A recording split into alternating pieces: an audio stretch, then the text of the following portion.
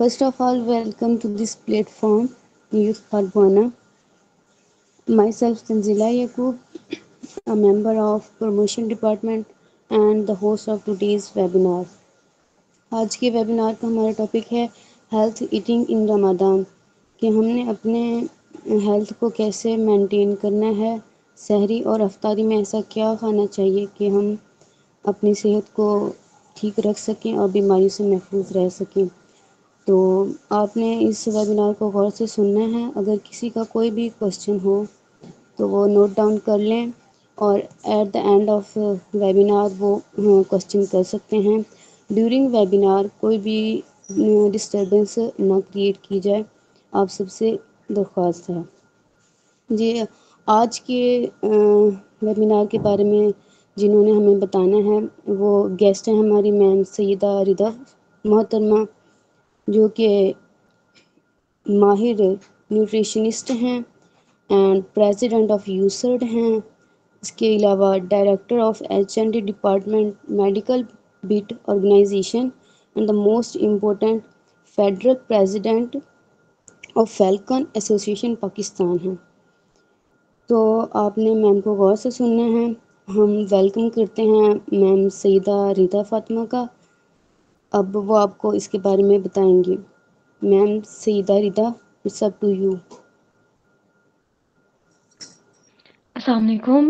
उम्मीद है सब खैरियत होंगे। मेरी आवाज़ क्लियर है? यस मैम, वालेकुम अस्सलाम। First of all thank you so much Tanzila intro करवाने के लिए एंड सैयदा रिदा रिजवी फातिमा नहीं माजरत। तो आज के वेबिनार की अगर जो होस्ट है काइंडली स्लाइड शेयर कर दें। मैंने शेयर कर दी थी स्लाइड्स। तो उस पे हमारा है कि healthy eating in Ramzan. Slide share हो जाएंगी?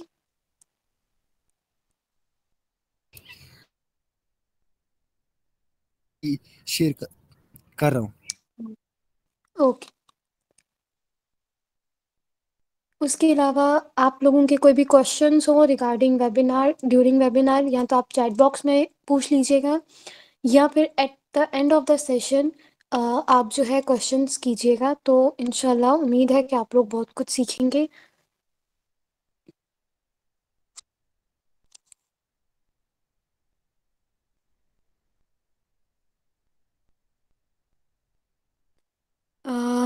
आई गेस थोड़ा सा टाइम है।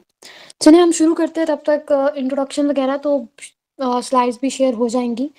अगर हम बात करें एजेंडा की तो हम इसमें करेंगे क्या, इस पूरे वेबिनार का एजेंडा क्या है। सबसे पहले तो हम इंट्रोडक्शन पे जाएंगे अबाउट रमज़ान और eating in Ramzan, healthy eating in Ramzan. उसके बाद हम सहूर यानी कि सहरी की तरफ जाएंगे कि सहरी में आप किस तरीके से अपने आप को मेंटेन कर सकते हो, क्योंकि पूरा होल डे आपने जो है सहरी पे ही गुजारना है।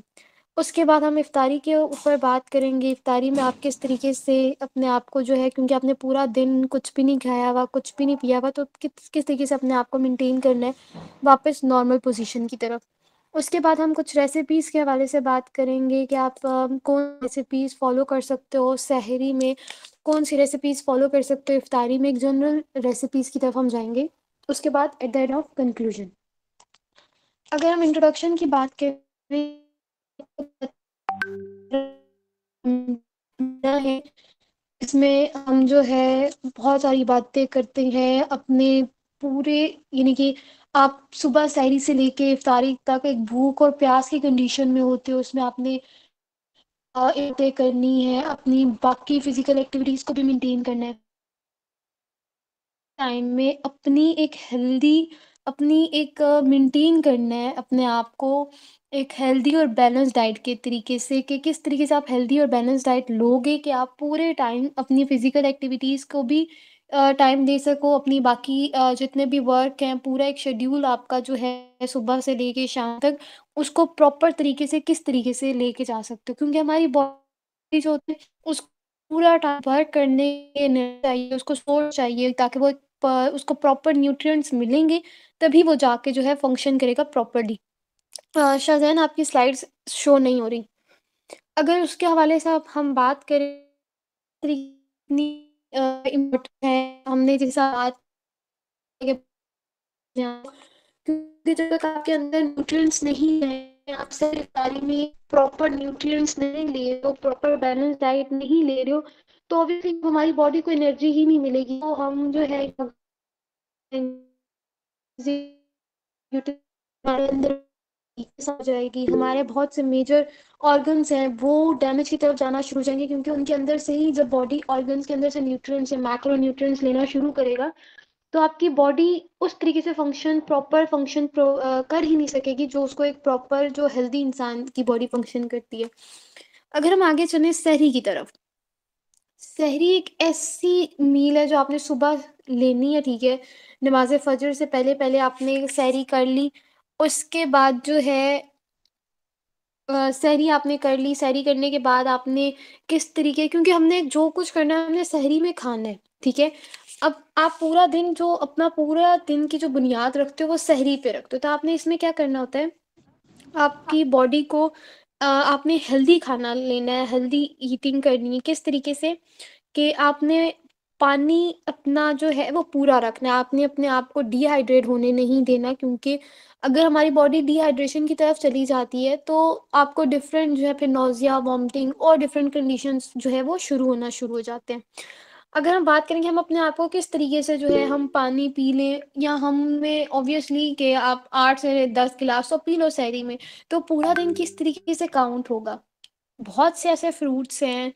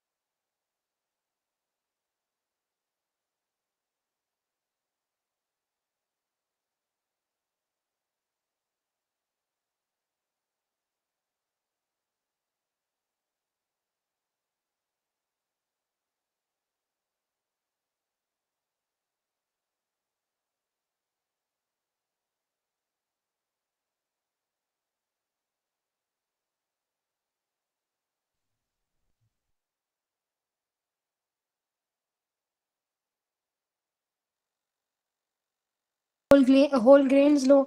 अगर हम बात कर उसके अलावा प्रोटीन्स रिच सोर्स आपके पास आ जाती हैं, एग हो गया, डेयरी प्रोडक्ट्स हो गया, योगर्ट्स हो गए, ये आप लेके अपनी जो है सहरी में एनर्जी को जो है मेंटेन कर सकते हो। उसके बाद नट्स वगैरह ले लिए, हेल्दी फैट्स या बहुत ज़्यादा डीप फ्राई फूड्स हो गए, उनको अवॉइड करना है। बहुत ज़्यादा शुगर कंज्यूम, उसकी वजह से आपकी बॉडी में इंसुलिन वगैरह बनेगी, तो आपको ज़्यादा से ज़्यादा प्यास लगना शुरू हो जाएगी। अगर हम बात करेंगे कि हमने पूरा दिन कुछ नहीं खाना, हमने एक्टिविटीज़ करनी है, अपने आप को हमने किस तरीके से हाइड्रेट रखना है, उसमें हमने कहा था कि हमने फ्रूट्स लेने हैं, ऐसे फ्रूट्स लेने हैं जो आपको जो है आपकी बॉडी को हाइड्रेट रखें, क्योंकि फ्रूट्स के अंदर नेचुरली जो हम कह सकते हैं वाटर की क्वांटिटी होती है। उसके अलावा अगर हम बात करते हैं कि इफ्तारी की, तो जब हमने पूरा दिन कुछ भी नहीं खाया, हमारी बॉडी में एक चीज़ है कि हमने कुछ भी नहीं खाया, अब हम एकदम से इफ्तारी में अगर जो है ना स्टार्ट करते हैं, तो हमें सबसे पहले न्यूट्रिएंट डेंस फूड से स्टार्ट करना चाहिए, यानी कि प्रोसेस फूड, क्योंकि प्रोसेस फूड आपको जस्ट एक लेवल तक एनर्जी देते हैं, न्यूट्रिएंट्स नहीं देते। उनके अंदर कैलोरी होंगी लेकिन न्यूट्रिएंट्स नहीं होंगे, वो एनर्जी डेंस होंगे, उसमें आपको एनर्जी मिल जाएगी लेकिन उसके अंदर जो मेन न्यूट्रिएंट्स हैं जैसे विटामिन हो गए, कार्बोहाइड्रेट्स, प्रोटीन, इसकी अमाउंट आपको कभी भी प्रोसेस फूड में नहीं मिलती। तो न्यूट्रिएंट डेंस फूड क्या है आपके पास, जिस तरीके से आपका आगे खजूर हो गई आपके पास, उसके अलावा छोटे छोटे पोर्शंस में आप जो है सैलेड ले लिया आपने या कोई और चीज़ ले ली, इस तरीके से न्यूट्रिएंट डेंस, फिर आहिस्ता आहिस्ता आप पानी की तरफ आओ। अगर आप एकदम से, हम कहते हैं ना हमने बहुत ज़्यादा कंज्यूम किया, अगर हम ओवर ईटिंग करेंगे, ओवर ईटिंग से क्या होगा कि हमारा स्टमक जो है वो इम्बैलेंस हो जाएगा। मोस्टली केसेस में जो बंदा होता है वो वेट गेन की तरफ चला जाता है, वो इस वजह से, क्योंकि जब आप एकदम से पूरा दिन कुछ भी नहीं खाओगे, इफ्तारी इफ्तारी में बहुत ज़्यादा ओवर ईटिंग करोगे, तो उससे क्या होगा, आपका स्टमक इम्बैलेंस होगा, क्योंकि आपके स्टमक में पूरा दिन एसिड प्रोड्यूस हो रहा है, वो अपना काम कर रहा है, तो आप जब एकदम लोगे तो वो चीज़ उसको डिस्टर्ब करेगी। स्मॉल पोर्शन में आप लो सबसे पहले फॉर एग्ज़ाम्पल शुरू से रोज़ा खोला, आपके स्टमक में कुछ चला गया, फिर आपने पानी पी लिया या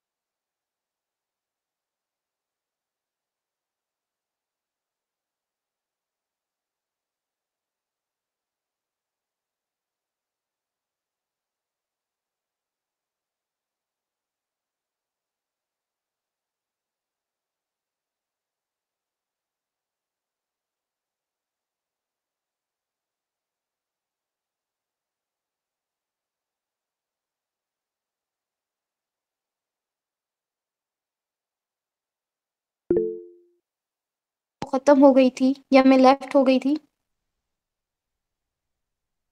एनीवन?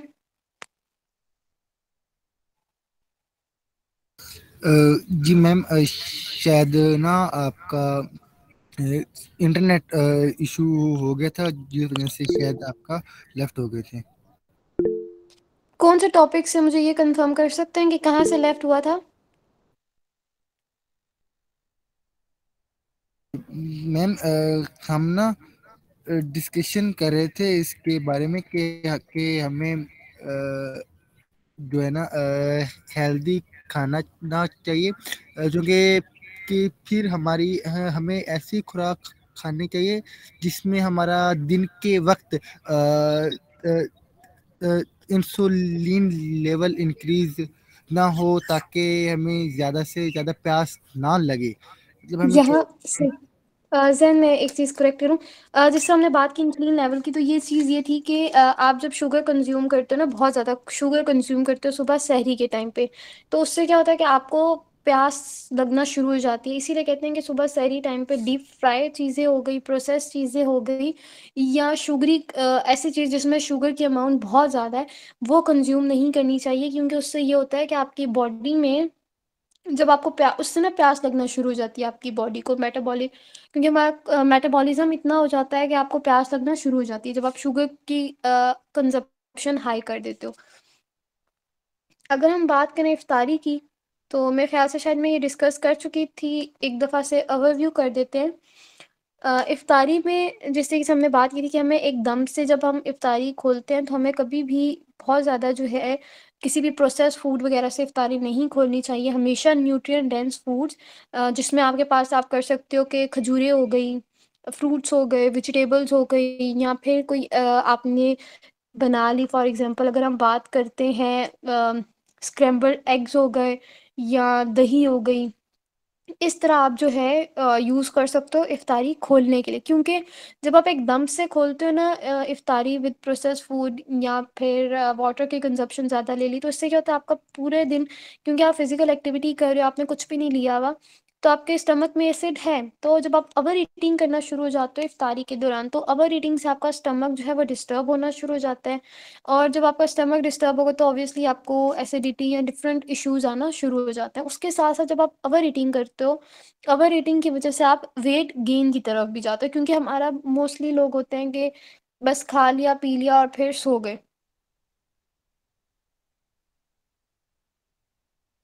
कुछ लोग होते हैं घर पे ही होते हैं, कुछ वॉक कर लें। तो जब आप बहुत ओवर ईटिंग करते हो तो ओवर ईटिंग आपको हमेशा जो है वो ओबेसिटी की तरफ यानी वेट गेनिंग की तरफ लेके जाता है। उसके अलावा जब आप इफ्तारी में भी जो है प्रोसेस फूड जिसमें हाई फैट्स होते हैं, ठीक है, क्योंकि प्रोसेस फूड आपको एक तो उसमें फैट्स की क्वांटिटी बहुत ज़्यादा होती है, उसके अलावा क्या होता है उसमें जो है आप कह सकते हो कि एनर्जी तो आपको प्रोवाइड कर देंगे, लेकिन वो energy dense calorie high nutrient नहीं होते उसमें, ठीक है। न्यूट्रिएंट डेंस फूड्स हमेशा वही फूड्स होते हैं जो हेल्दी होते हैं। अब अगर हम बात करें कि आपने इसके साथ-साथ फ़िज़िकल एक्टिविटीज़ भी जो है अपनी कंटिन्यू रखनी है पूरे दिन में। अब ऐसी कौन-सी जो है हम कह सकते हैं रेसिपी है जो आप यूज़ कर सकते हो सहरी के टाइम पे। तो सहरी के टाइम पे आप जिस तरह हमने बताया था कि आप ओट्स ले सकते हो फ्रूट्स या नट्स के साथ। उसके अलावा आप स्क्रैम्बल्ड एग यूज़ कर सकते हो वेजिटेबल्स के साथ हो गए या फिर वेजिटेबल ऑमलेट्स ले सकते हो। दही ले ली, दही में आपने फ्रूट्स सारी चीज़ें मिक्स कर ली। उसके अलावा अगर हम इफ्तारी की बात करें कि आप इफ्तारी में कौन-सी ऐसी रेसिपीज़ यूज़ कर सकते हो जिसकी वजह से आप कि जो पूरे दिन की जो एक बैलेंस डाइट को आप जो है मेंटेन कर सकते हो, पूरे दिन आपने एक्टिविटी की, उस चीज़ की जो आपकी बॉडी में जो कमी हो रही है, उसको दोबारा से इक्वल या बैलेंस किस तरीके से कर सकते हो। उसमें आप सूप ले सकते हो, ठीक है? या फिर बेक्ड, क्योंकि हमने कहा था ले सकते हो, फिश हो गया या फिर स्टीम कर लिया उसको, वेजिटेबल्स ले लिए आपने ब्राउन राइस के साथ, चिकन पीस विद सलाद ले लिया, ठीक है, उसमें आपने ग्रीन्स और लेमन के साथ उसकी जो है मिक्स कर लिया। आप उसके अलावा ब्राउन राइस ले सकते हो, लेंटिल्स ले सकते हो, ग्रिल चिकन ले सकते हो या फिर रोस्ट वेजिटेबल्स ले सकते हो। इस ईटिंग से क्या होगा कि आपकी ये कुछ हेल्दी इफ्तार की मील्स हैं कि आप ये ले सकते हो। इसके अलावा भी बहुत ज़्यादा हैं जो आप यूज़ कर सकते हो, क्योंकि हमने अपनी इफ्तार को जो है वो न्यूट्रिएंट डेंस बनाना है। इसमें जितना आप प्रोसेस्ड फूड और प्रोसेस्ड चीज़ों से दूर रहोगे तो वो आपकी जो है हेल्थ के लिए ज़्यादा है। अगर हम पूरी इसकी एक कंक्लूजन की तरफ अगर हम जाएँ तो इसमें ये है कि आप जब रमज़ान में हेल्दी ईटिंग के बहुत ज़्यादा बेनिफिट्स हैं। इसकी वजह से क्या है कि आपने अपना एनर्जी मेंटेन करना होता है। इसकी वजह से अब आप बैलेंस डाइट लेते हो तो आपकी एनर्जी मेंटेन रहेगी। उसके अलावा आपकी जो है इम्प्रूव होगी, डाइजेशन इम्प्रूव होगी। उसके अलावा आपकी जो हेल्थ की कॉम्प्लिकेशंस हैं, वो जो है काफ़ी हद तक कवर अप होंगी बैलेंस डाइट से। उसके अलावा अगर तो आप देखते हो कि आपको कोई और इश्यूज़ आ रहे हैं रमज़ान में, तो आपकी अपनी डाइट को अल्टर करते हो ना या डाइट में चेंजेस लाते हो, तो आप काफ़ी हद तक ये भी देखते हो कि आपकी वो जो इश्यूज़ या वो जो डिज़ीज़ है, वो भी काफ़ी हद तक जो है कवर अप हो चुकी है। क्योंकि एक पूरा एक ऐसा महीना है जिसमें आप काफ़ी कुछ लोग वेट गेन करते हैं, जिन्होंने वेट गेन करना है, कुछ वेट लॉस करते हैं। लेकिन इन सब में जो है एक चीज़ मेंटेन है कि जब आपकी इनपुट और आपका आउटपुट दोनों इक्वल होगा, तो आप बैलेंस डाइट की तरफ जाओगे, तो आप बैलेंस लाइफ की तरफ जाओगे। अगर आपकी जो इनपुट है वो बहुत ज़्यादा, आउटपुट है ही नहीं, तो आप वेट गेन की तरफ जाओगे। या आपका इनपुट बहुत कम है, आउटपुट बहुत ज़्यादा है, तो आपकी बॉडी में वीकनेस होना शुरू हो जाएगी, डिफरेंट न्यूट्रिएंट्स की कमी होना शुरू हो जाएगी। तो उसके लिए बेहतर है कि फिर आप जाओगे मेडिसिन्स की तरफ जाओगे, सप्लीमेंट्स की तरफ जाओगे। तो उन सब चीज़ों को आप किस तरीके से क्योर कर सकते हो डाइट से। उसमें आपने बस अपनी एक्टिविटीज़ के अकॉर्डिंग अपनी डाइट में चेंजेस लानी है, अपनी डेली रूटीन में थोड़ा-सा जो है फ्रूट्स, वेजिटेबल्स हो गए, हाई प्रोटीन्स हो गई, उसको अल्टर करना है। और हर इंडिविजुअल का, एक और चीज़ मैं आप लोगों को क्लियर करूँ, हम कहते हैं ना एक जनरल टिप्स तो मैंने आपको दे दी, ठीक है, लेकिन हर बंदे का हम कह सकते हैं चॉइस अलग है, ठीक है। फॉर एग्जांपल अगर एक बंदा है जो दूध ले रहा है लेकिन दूसरा बंदा वो दूध नहीं ले सकता, तो हम उसकी चॉइस के अकॉर्डिंग जो है फूड्स या उसमें अल्टर करते हैं कि उसको, अगर वो दूध नहीं ले रहा तो उसको कौन सी ऐसी अल्टरनेट चीज़ देनी है कि वो ले, तो उसके अंदर जो प्रोटीन्स की कमी ना हो पाए या उसको प्रोटीन्स या कैल्शियम की कमी ना हो। तो इस चीज़ से हर बंदे का, इंडिविजुअल का अलग अलग सिस्टम होता है, तो इसीलिए हर इंडिविजुअल के एक अलग प्रॉपर होता है कि उसमें कौन सी फूड चाहिए कौन सी नहीं चाहिए। हर बंदे का मेटाबॉलिज्म रेट अलग होता है, तो आप जितना ले रहे हो, जितना आउटपुट आपका आ रहा है, तो हर बंदे का डिफरेंट होता है। फर्दर अगर कोई कुछ पूछना चाहे तो।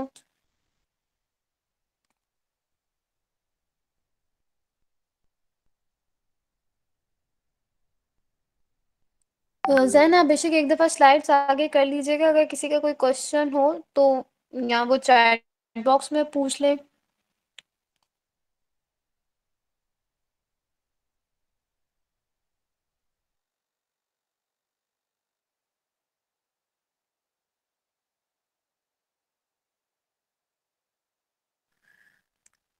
हमें हमारे टीचर्स कहते थे जब क्वेश्चंस किया करते थे, या तो सब कुछ समझ आ गया या कुछ समझ नहीं आया, तो मैं क्या जो है कंसीडर करूँ, मुझे ये बता दें। नहीं, फ़ास्ट फूड नहीं खानी चाहिए। पता है फ़ास्ट फूड के आपके अपनी हेल्थ पे काफ़ी ज़्यादा है, जैसे हमने बात की कि processed foods, fast food processed food है। बेशक अब आप एक बर्गर की एग्ज़ाम्पल ले लो, उसके अंदर क्या जा रहा है? सलाद के पत्ते हो गए, पैटीज़ हो गई, चिकन पीस हो गए, लेकिन वो अनहेल्दी है। क्यों? क्योंकि वो प्रोसेस्ड होके जा रहा है। अगर आप वो ऐसे ही वो चीज़ ले रहे हो ना, तो वो हेल्दी है, लेकिन आप अगर फ़ास्ट फूड के तौर पे ले रहे हो, तो वो आपकी बॉडी में, हम कह सकते हैं, फैट्स या कैलोरीज़ इतने ज़्यादा ले आएगा, आप वेट गेन की तरफ जाओगे, डिजीज़ या डिफरेंट जो है हेल्थ इश्यूज़ आना शुरू हो जाएँगी। और ड्यूरिंग रमज़ान अगर आप लेते हो, तो हम तो ये कहते हैं कि अवॉइड करना चाहिए फ़ास्ट फूड, जितना हो सके आप फ़ास्ट फूड की कंज़प्शन अवॉइड करो, क्योंकि उसके अंदर बहुत ज़्यादा हाई फैट्स होते हैं जो आपकी हेल्थ के लिए ठीक नहीं होते। कुछ ऐसे फैट्स होते हैं, जो हेल्दी फैट्स तो आपकी बॉडी को ज़रूरत होते हैं, लेकिन सैचुरेटेड और ट्रांस फैट्स आपकी बॉडी को ज़रूरत नहीं होते, क्योंकि वो आपकी बॉडी में डिफरेंट हेल्थ इश्यूज़ जो हैं वो कॉज़ करना शुरू हो जाते हैं। तो इस वजह से आप जितना अवॉइड कर सको फ़ास्ट फूड को, उतनी आपकी हेल्थ जो है वो बेहतर रहेगी, उतनी आपकी हेल्थ मेंटेन रहेगी।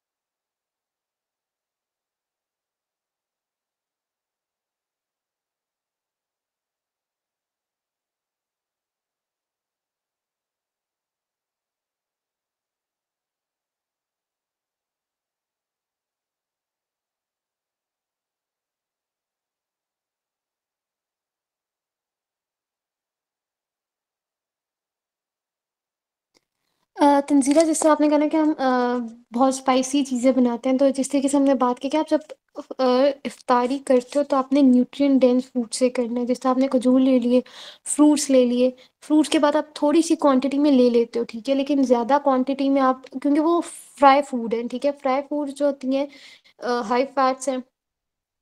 हम पाकिस्तान में ना, जब तक चीज़ में कोई स्पाइस या कोई डीप फ्राइड ना हो, उसके ऊपर ऑयल की लेयर ना हो, तो हम खुद कहते हैं कि यार ये तो कुछ बनाया ही नहीं है। तो आप जितना अवॉइड, क्योंकि आपका स्टमक ना, एक चीज़ नोट कीजिए कि जब आप पूरा दिन भूखे होते हो ना, आपके स्टमक तो, या आपका पूरा ऑर्गन जो है, डिफरेंट बॉडी ऑर्गन्स वो फंक्शन कर रहे हैं, उसके अंदर एसिड्स बन रहे हैं, वो अपना काम कर रहे हैं। तो जैसे ही आप क्वांटिटी ले लेते हो ना चीज़ें, तो फिर आपको स्टमक रिलेटेड इश्यूज आना शुरू हो जाते हैं। तो अवॉइड इसलिए हम करते हैं कि बिल्कुल ये नहीं कि बिल्कुल अवॉइड करें, लेस स्पाइसी हो। और जिस तरीके से पकोड़े बहुत ज़्यादा फ्राई करते हैं हम, डीप फ्राई, तो अगर हम उसकी क्वांटिटी को कम कर दें, कि अब एकदम तो कोई भी बंदा नहीं छोड़ सकता है, क्योंकि एक पूरी एक आदत होती है हमें बचपन से लेके अब तक की। तो अगर हम उसकी क्वांटिटी को कम कर दें ना, क्योंकि हम पोर्शन साइज़ को जितना रिड्यूस करेंगे वो हमारे हाथ में है। आप पोर्शन साइज़ रिड्यूस कर दो उसका, कि फॉर एग्जांपल आपने 2 से 3 ले लिए इनफ, और आप अगर 1 बाउल ले रहे हो दही भल्ले वगैरह के और बहुत ज़्यादा स्पाइसी है, तो आप उसको हाफ़ कर दो। इस तरीके से आप अपना पोर्शन साइज़ कंट्रोल करो, कि आप कोशिश करो जितना हो सके फ्रूट्स हो गए, वेजिटेबल्स हो गई, लेंटिल्स हो गए, ओट मील्स वगैरह, इस तरीके की चीज़ों की तरफ जाओ। इनसे कोई डिशेज़, न्यू डिशेज़ मिक्स करके हम बनाते हैं, एग हो गए, सैंडविचेस हो गए, इस तरीके की चीज़ें हम जो हैं वो ले सकते हैं। या अगर आप पकोड़े भी लेना चाहो तो उसको या तो फ्राई इतना करें कि एक क्वांटिटी तक हो, उसमें इतना ऑयल वगैरह ना हो। अगर लेना भी चाहें तो उसका पोर्शन साइज़ कंक्लूड करें, कि उसके पोर्शन साइज़ को जो है वो कम कर सकें।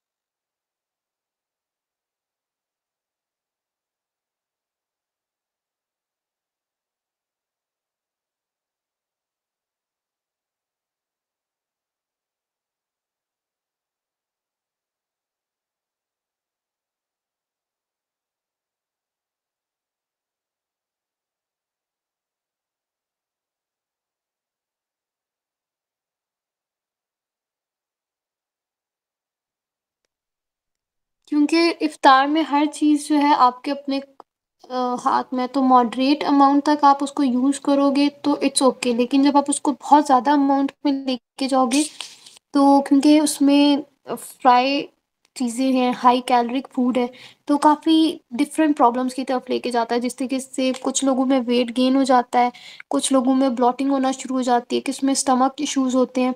तो इसीलिए कहते हैं कि जब भी आपने खोलना हो इफ्तार, रिकमेंड नहीं किया जाता कि आप खजूरें ले लो, खजूरों से खोलो और उसके बाद थोड़ा-सा पानी ले लो।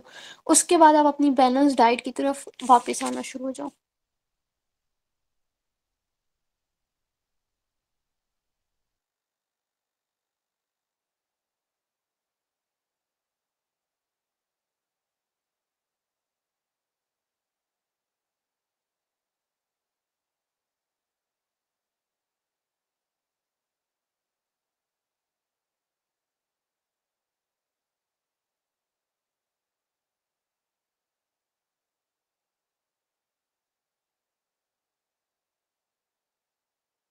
जी, जी, बॉइल्ड एग ले सकते हैं। बीपी के जो पेशेंट्स हैं ना, देखिए उनको आपने एग वाइट तो दे सकते हो लेकिन मॉडरेट अमाउंट में, लेकिन जो एग की ज़र्दी है ना, वो नहीं देनी बीपी पेशेंट्स को।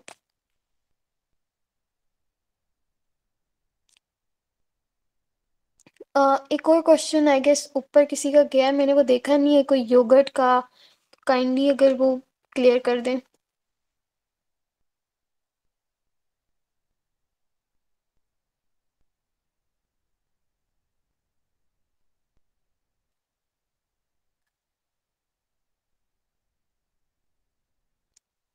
मेरे ख़्याल से इलायची और योगर्ट का किसी ने पूछा था, तो आप यूज़ कर सकते हो।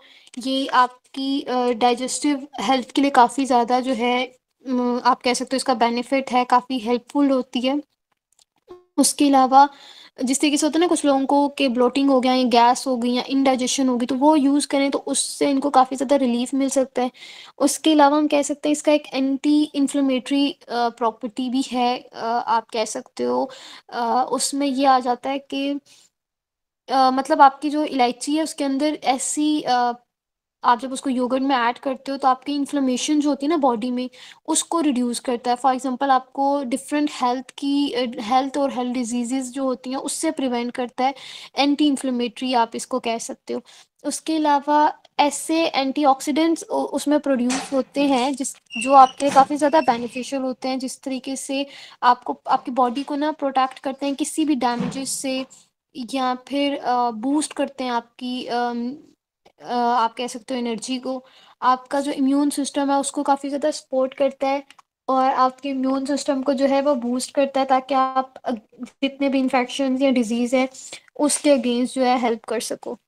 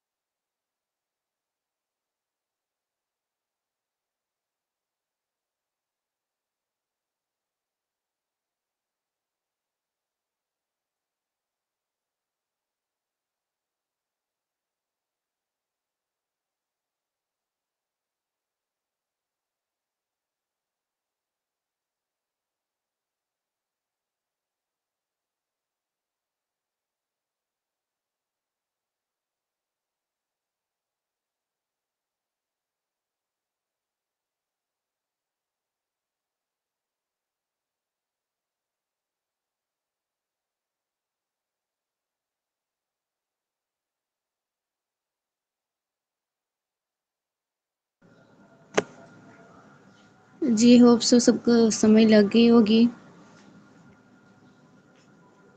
थैंक यू मैम सईदा रिदा।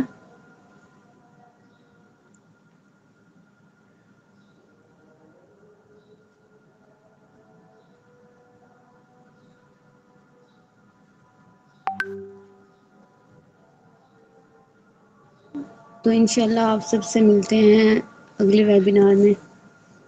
अल्लाह हाफिज़। काइंडली मैम मेरा ये एक क्वेश्चन था जो मैंने भी इनबॉक्स किया है कि शायद हमें अफ्तार में ज़्यादा प्रेफरेंस देनी चाहिए सिंपल वाटर को इंस्टेड ऑफ जूस।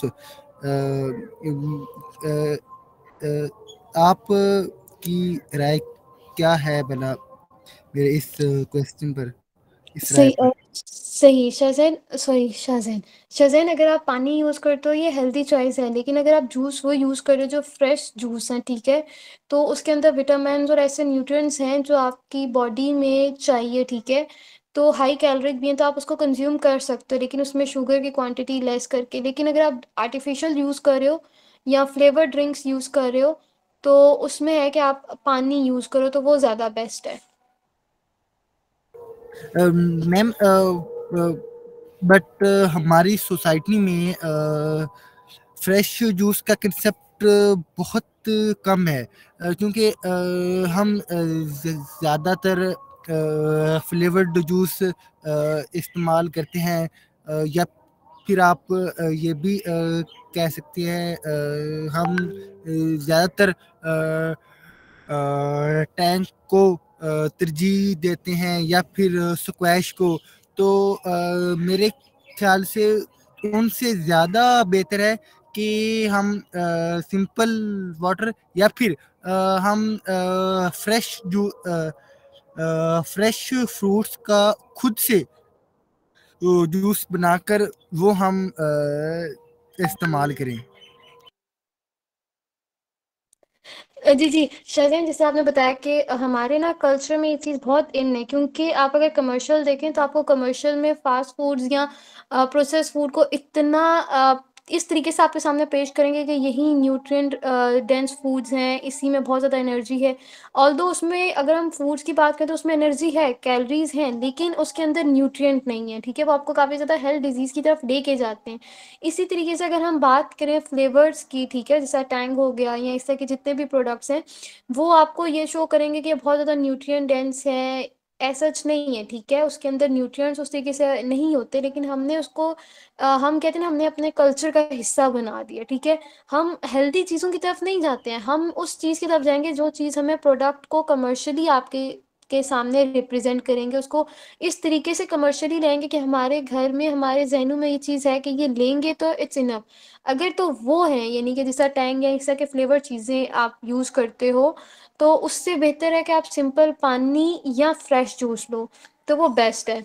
या उसके अंदर पानी के अंदर आप जो लेमन है उसको ऐड कर लो, तो वो भी बहुत ज़्यादा अच्छा है। लेकिन उसके अलावा ये है कि आप सिंपल पानी से अगर रोज़ा खोलते हो या वो आपके लिए बेस्ट है, लेकिन फ्लेवर जिस तरीके से हो गए टैंग्स वगैरह वो कंज्यूम करते हो, तो वो ऑब्वियसली आपकी हेल्थ के लिए ठीक नहीं है। जी ma'am, thank you so much. बस मेरा यहाँ पर वो एक कंसेप्ट था जो बस आज क्लियर भी हो गया। Thank you so much ma'am. तो मैम अगर हम रूह अफ़ज़ा या जाम शीरी को हम दूध में मिक्स करके वो इस्तेमाल करें विदाउट शुगर, देन?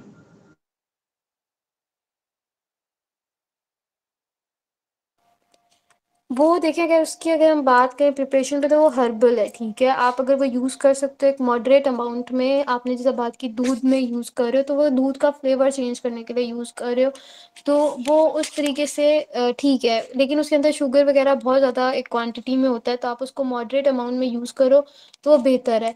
अगर हम जैसा बात करते हैं ना कि हमने फ्राइड फूड्स भी लेने हैं, तो वो एक मॉडरेट अमाउंट में लेंगे, पोर्शन कंट्रोल करके लेंगे, तो हमारी हेल्थ के लिए ठीक है।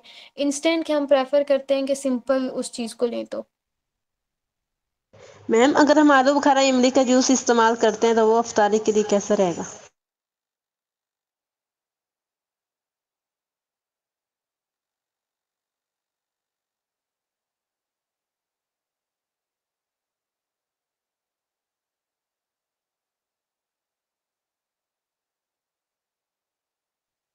जिसने क्वेश्चन किया था, कैन वो क्वेश्चन रिपीट कर सकती हैं? Yes ma'am, I am saying that अगर हम आलू बुखारा इमली का जूस शरबत इस्तेमाल करते हैं तो वो कैसे रहेगा?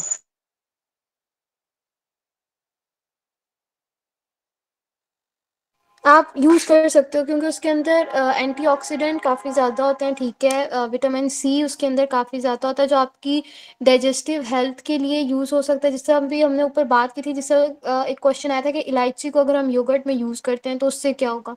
उसी तरीके से अगर आप ये यूज़ करते हो ना इमली का या आलू बुखारे का, तो उसके अंदर ऐसी इन्फ्लेमेटरी प्रॉपर्टीज़ होती हैं जो आपकी बॉडी को आप कह सकते हो कि रिड्यूस करते हैं इन्फ्लेमेशंस को, और आपकी जो क्रॉनिक डिजीज़ेज़ हैं उसको प्रिवेंट कर सकते हैं, आपके इम्यून सिस्टम को बूस्ट अप कर सकते हैं, ताकि आपका इम्यून सिस्टम इतना बूस्ट अप हो कि कोई भी डिज़ीज़ हो या आपके जो भी आप हेल्थ इश्यूज़ हैं उसके लिए आपकी इम्यूनिटी को बूस्ट करता है, आपको हाइड्रेट करता है। क्योंकि आपने पूरा दिन कुछ भी नहीं लिया होता ना, तो वो चीज़ आपको आप जब इफ्तार में लेते हो तो आपकी वाटर की जो आपकी बॉडी में जो नेसेसरी होती है, आपको उस चीज़ से, डिहाइड्रेशन से जो है वो बचाता है।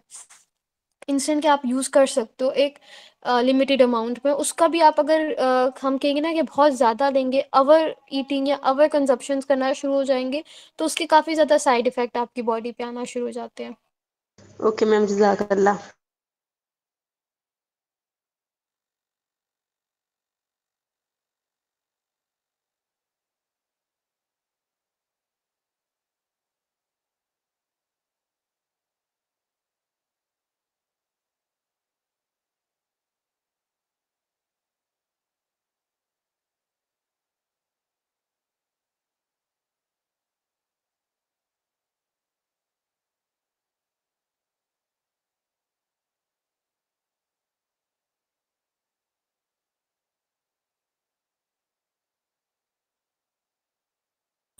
Okay, is there any more question from any participant?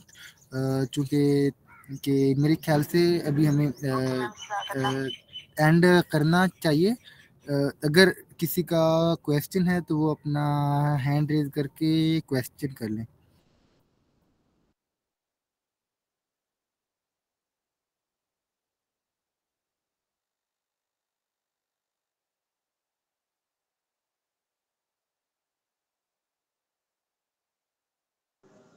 No, sir, I think all clear.